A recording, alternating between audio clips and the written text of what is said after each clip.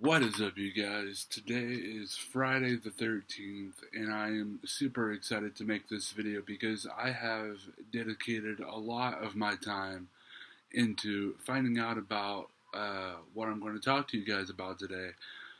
Not just for this video, but also I do plan to travel the states, and I want to go to a lot of these places.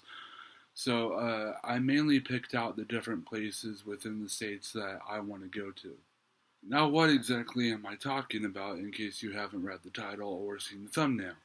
I am referring to 10 of some of the most haunting ghost towns in the United States. A lot of them have to do with mines that have gone wrong or something like that, or maybe they're just old towns from the late 1800s that just aren't inhabited anymore. But we are going to go all the way from west to east. Starting all the way up in Alaska, we have Kennecott, Alaska. Kennecott is one of the best remaining examples of the early 20th century copper mines. You can find the mine at the end of a 60-mile dirt road in the middle of the Wrangell St. Elias National Park. It lasted all the way from 1911 to 1938, and it employed 300 people within the mill town and 300 working in the mine. And that mine processed nearly 200 million worth of copper. Now, inflation has gone up since then, so I did a little bit of math, and by that I mean I used a converter to figure out what it would be in 1930s and what that would equal in 2019. So $300 million in 1930 would approximately equal $3,073,000,000. This was a company town, so it also included a hospital, general store, school, skating rink, tennis court, recreation hall, and a dairy. In 1938, the mill tapped out of copper, and everyone just left all their belongings and buildings and just abandoned the town. Today, you can still get a tour of the 14-story concentration mill and other historic buildings within Kennecott, Alaska. Now we're going to head down south quite a ways, but still in the west, all the way to Calico, California. Calico was a once thriving gold mine hotspot for gold and silver. Today, it is a tourist attraction, and you can still go to Maggie Mine, which is the only formerly used mine that is still safe for guests. You can also take a trip on the Calico-Odessa Railroad and hear all about the spooky ghost stories of the town. Now we're going to head on over to Bodie, California, which was abandoned by discouraged gold rushers who followed William Bodie. William Bodie was a gold miner who discovered the precious metal in 1859, and since then it has been untouched for more than 150 years. Shacks still stand with table set, and shops and restaurants are still stocked with supplies awaiting for the residents of the town who will never return. Now we're going to head on just a little bit east to Rhyolite, Nevada. Rhyolite is also a mining town that got its peak in 1907. It boasted a hospital, opera house, and a stock exchange, though every resident left by 1920 due to financial crisis, natural disasters, and loss of funding. Now we're going to head on over a little ways to Goldfield, Arizona. Goldfield was swarming with miners in the late 1800s, but it was ghosted by 1898. Then it was renamed Youngsburg in 1921, but then again it was abandoned once again in 1926.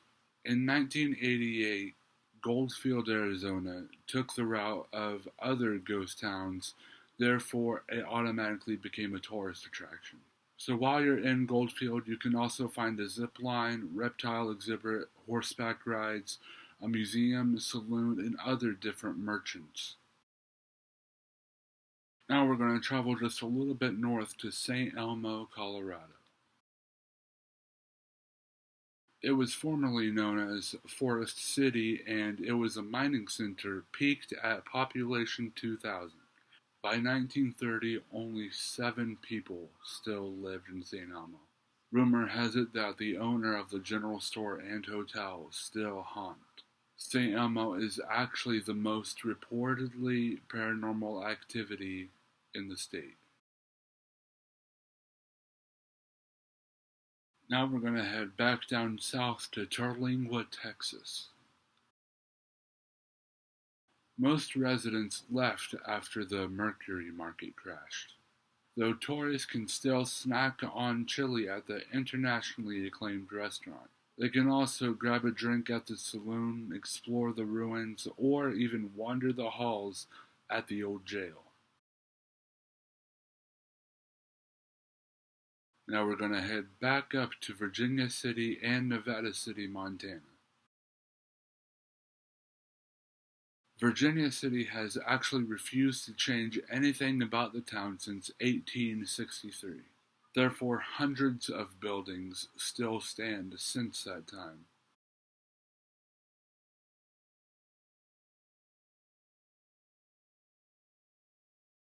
And 1 mile down the road, you can find Nevada City, Montana.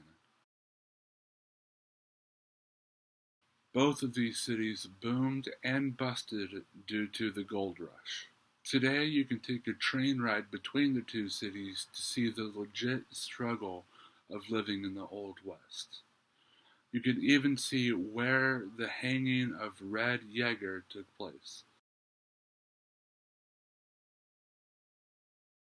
Now we're going to travel all the way to Cahaba, Alabama.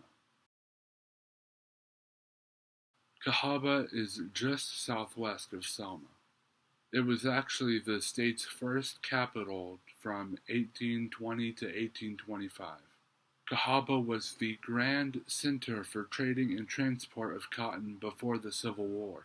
It even had a village for freed slaves after the war. The town continued to thrive and stay alive after many floods of the Cahaba rivers and even after yellow fever epidemics. But the town finally ghosted by 1900.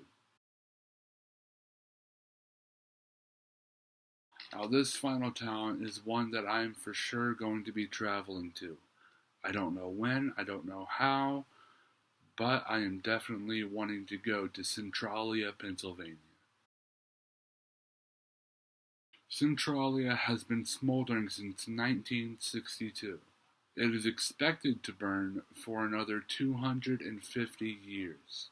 What happened was it was a landfill gone very wrong, and it ignited a fire in an old coal mine. The initial damage roasted nearly 140 acres of the town and surrounding area. Residents evacuated, homes were leveled, and even the highway shut down due to several sinkholes that were spewing fumes from the coal. Before the fire, 2,000 residents lived in Centralia, Pennsylvania, and now only 6 still live there. And they are determined to make Centralia a home until the day they die.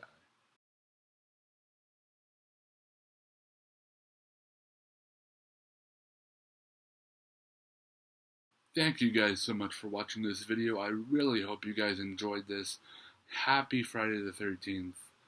Tomorrow you can catch me uploading my very first episode of a playthrough of survival mode in Minecraft. Now to end this video, we always have a special words from our very favorite android, Cynthia. So here she is. Thank you for wasting your time watching this video. I know it will make Zach feel a little bit more special since no one else gives him the attention he desires. If you enjoyed this video, please click the like button, or not, it's your choice, really. If you are new to the channel and have no idea what to do with your life, click that big red sexy subscribe button and the bell icon so you receive a notification for uploads every Friday and Saturday. Your support makes Zach feel less lonely.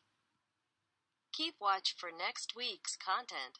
There will be a storytime video about an experience during the train ride at Silver Dollar City, as well as a performance of an original song titled Stay Living.